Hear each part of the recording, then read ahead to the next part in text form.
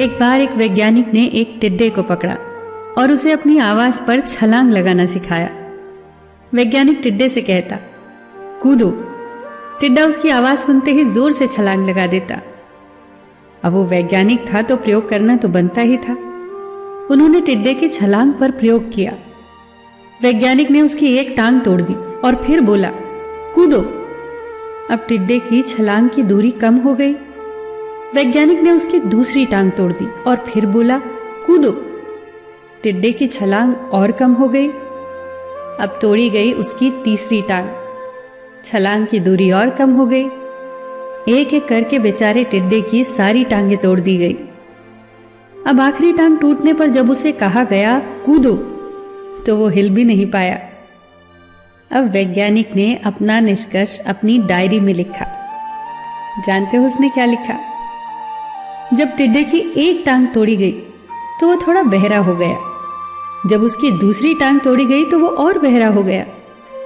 हर टांग टूटने के साथ वो और बहरा होता गया और सारी टांग टूटने के बाद वो बिल्कुल बहरा हो गया। जोर जोर से चिल्लाने का भी उस पर कोई असर नहीं हुआ। वो तो अपनी जगह से हिला तक नहीं।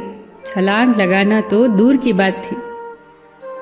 इस कहानी को सुनकर सभी को ऐसा ही लग रहा है ना कि क्या मूर्ख वैज्ञानिक था। इतनी सीधी सी बात उसे समझ नहीं आई। या कुछ लोग ये भी सोच रहे होंगे कि ये तो किसी बच्चे को भी पता है कि टिड्डे की छलांग उसकी टांग टूटने की वजह से कम होती जा रही थी, ना कि वो बहरा हो गया था। पर दोस्तों, हम सभी जीवन में कई बार ऐसे ही मूर्ख बन जाते हैं।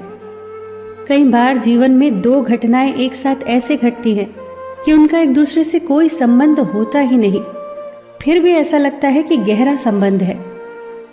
कभी कभी दिखता कुछ और है, हमें समझ कुछ और आता है और वास्तव में होता कुछ और है। इसीलिए अगर पछताना नहीं है तो जीवन में जल्दबाजी में कोई निर्णय न ले।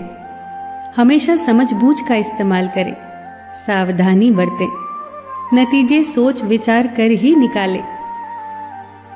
दोस्तों, आपको ये छोटी छोटी कहानियाँ और उनकी सीख कैसी लग रही है, हमें कमेंट सेक्शन में ज़रूर बताइएगा। आप अपने सुझाव भी लिखिए जिससे हम और बेहतर करने की कोशिश करें। फिर मिलेंगे दोस्तों अगली वीडियो के साथ।